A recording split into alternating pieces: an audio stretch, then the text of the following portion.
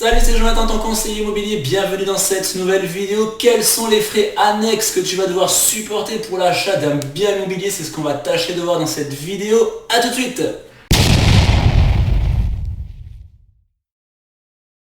Avant de démarrer, comme d'habitude, tu vas trouver deux liens dans la description de la vidéo. Tu cliques dessus, tu es acheteur ou vendeur, tu as ton lien qui t'est dédié. Tu vas pouvoir télécharger une liste de documents que j'ai créés rien que pour toi, pour t'aider dans tes projets immobiliers. C'est pareil, si tu as besoin d'une estimation gratuite de ton bien immobilier, tu cliques sur le lien des vendeurs. Je me déplace sous 48 heures et c'est cadeau, c'est gratuit. Allez, on attaque avec les frais annexes. Ces derniers temps, j'ai vu pas mal d'acheteurs en fait un peu omettre tous ces frais que tu peux avoir en plus du prix d'achat de la maison ou de l'appartement. Donc au mieux, en fait, tu vas perdre quelques jours pour de la prospection inutile et des visites. Au pire, tu peux perdre 2-3 mois si la banque te fait un refus de prêt. Donc ils sont quand même assez importants parce que suivant en fait les coûts, ça peut être plus ou moins élevé. Alors on va commencer avec les frais de notaire. Les frais de notaire, il va falloir que tu comptes environ 8% du prix du bien dans l'ancien et environ 3% dans le neuf. Pourquoi ils sont importants? Parce que tout simplement, quand tu vas voir ta banque et qu'elle te dit vous avez un budget de 200 000 euros, si tu vas voir un bien à 200 000 euros, il va falloir que tu rajoutes environ 16 000 euros de frais de notaire. Donc c'est pas un budget à 200 000, c'est un budget à 216 000. Et la banque tout simplement peut te dire, une fois que tu as signé ton compromis, non, vous avez oublié les frais de notaire. Et ça, je l'ai déjà vu. Moi, ça m'est pas arrivé personnellement, mais j'ai déjà vu effectivement des acheteurs faire des transactions sans faire attention à tout ça. Et du coup, ils ont perdu 2 mois sur leur recherche parce que la banque finalement n'a pas financé les frais de notaire.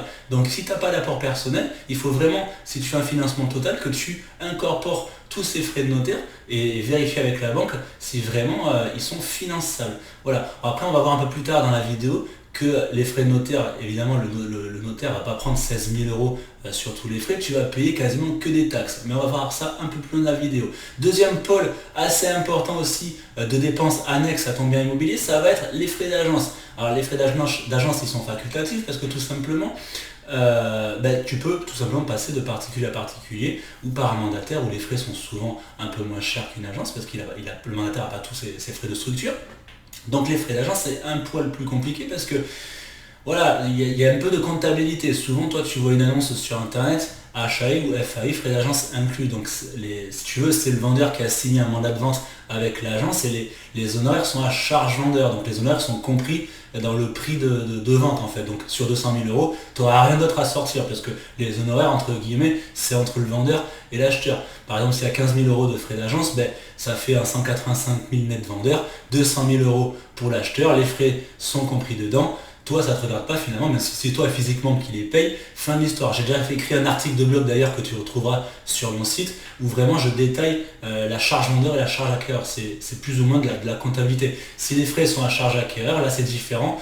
Vu que c'est toi juridiquement qui les paye, l'agence a obligatoirement elle est obligée d'être totalement transparent sur ses honoraires, vu que c'est toi qui payes, fait juridiquement, et là, les honoraires sont décrochés du prix de vente, donc sur l'annonce, il y a 185 plus 15 000 euros de frais d'agence à charge acquéreur, et en plus, il y a le pourcentage du prix de vente sur l'annonce. Voilà pour la petite histoire, j'ai écrit un article de blog rien que sur ça sur mon site, je te mets également le lien dans la description, tu peux cliquer dessus. Voilà, c'est assez intéressant pour savoir comment fonctionnent les frais d'agence. Troisième pôle, assez important quand même, aussi facultatif, mais il faut le prévoir parce que ça peut t'éviter de la frustration, c'est les travaux.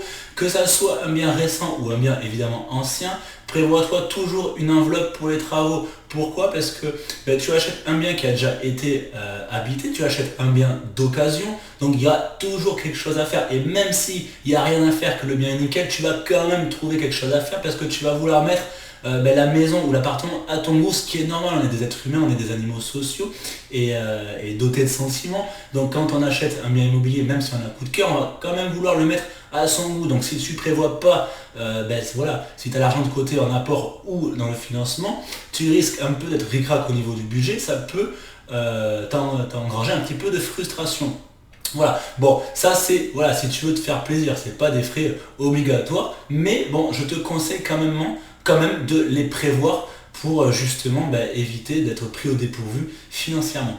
Le coût mensuel que vous allez devoir supporter justement tous les mois, ça va être le coût du crédit puisqu'on est dans la mensualité. Donc le taux de l'assurance et le taux du crédit sont compris dans la mensualité et vous allez devoir le payer mensuellement dans votre retraite globale en fait, sur votre achat. Donc là aussi, comme pour l'assurance, je vous invite à le négocier parce que forcément plus vous aurez des taux bas d'assurance et de coût du crédit, forcément moins vous aurez à sortir de votre poche tous les mois. Vous aurez aussi d'autres frais bancaires annexes à prévoir dès le départ.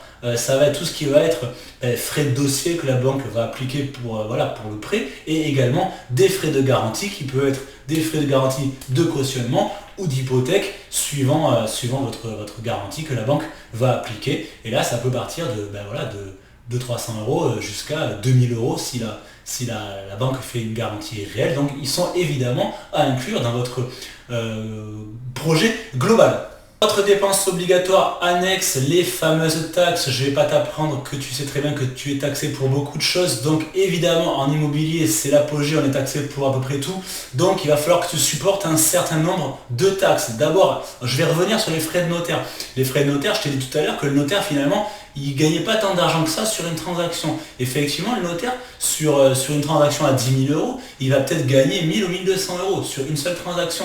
Donc tout le reste, c'est que des taxes. Le département va prendre plus de 5% du prix de la vente. La commune va en prendre également. L'État aussi. Donc sur 10 000 € de frais de notaire, qu'on appelle frais de notaire, tu vas tout simplement payer quasiment 9 000 € de taxes. Voilà, les droits d'assiette, les droits de mutation, tout ça, ce sont que des taxes. Donc ça, évidemment, tu vas le prévoir soit en apport personnel tout de suite quand tu vas acheter, ou tu vas le comprendre dans ton crédit, dans ton financement global, tout en faisant attention, comme je l'ai dit au début de la vidéo, de bien le prendre en compte pour la banque, pour pas qu'elle te dise au moment où tu lui apportes le compromis, non finalement je finance pas les frais de notaire. Donc ça c'est bien à anticiper avant d'acheter. Évidemment tu vas devoir supporter les taxes, taxes foncières, taxes d'habitation, car elles, moi personnellement je suis mensualisé parce que au moins j'en parle plus, c'est parti, mais certains le payent au trimestre. Donc là aussi je t'invite à les calculer parce que suivant où tu vas habiter, ça peut être assez cher suivant les infrastructures qu'il y a, suivant la commune. Donc pour éviter d'être ras la gorge tous les mois, je t'invite à les prendre en compte parce que c'est un réel budget, toutes ces taxes. Donc ça c'est très important. Et enfin on termine avec le dernier point que j'ai pu noter, les fameux frais de déménagement. Là aussi, alors là c'est subjectif, c'est toi qui va plus ou moins les supporter suivant comment tu te débrouilles. C'est clair que si tu prends un déménageur, ça va te coûter de l'argent. Néanmoins, si tu te débrouilles tout seul, ça va aussi te coûter de l'argent parce que tu vas solliciter des personnes, tu vas sûrement louer un camion. Donc ça, il faut aussi le prendre en compte et tu risques par exemple d'avoir aussi des compteurs à réouvrir si l'ancien propriétaire a fermé les compteurs. Donc ça aussi, ça coûte de l'argent. Je t'invite à faire attention. On a fait le tour des principaux frais annexes que tu vas avoir à supporter. Je t'invite vraiment, si tu veux, en immobilier, à prendre l'achat d'un bien vraiment dans sa globalité et de ne pas penser uniquement au prix d'achat du bien en question, mais de vraiment réfléchir et de supporter tous les frais que tu vas voir autour parce qu'ils sont vraiment conséquents et si tu te trompes ou si tu fais pas attention, tu peux vraiment te retrouver dans la panade financièrement. Je l'ai déjà vu malheureusement où des personnes sont obligées de revendre leurs biens parce qu'elles se sont mis au taquet de leur taux d'endettement, elles n'ont pas forcément fait attention aux différentes taxes, aux assurances et du coup elles se retrouvent quasiment surendettées parce qu'elles n'ont pas pris le projet dans leur globalité. Si tu as aimé cette vidéo, n'hésite pas à la liker et à la partager. Si tu as besoin d'une estimation, n'hésite pas, tu cliques sur le lien des vendeurs dans la description de la vidéo, c'est totalement gratuit sur tout le Nord Gironde. N'hésite pas à me mettre un gros pouce bleu pour dire que tu as aimé la vidéo. N'hésite pas à la partager, fais comme moi, aide les propriétaires et les futurs acheteurs à les aider dans leurs transactions immobilières. Je te dis à très bientôt, ciao ciao.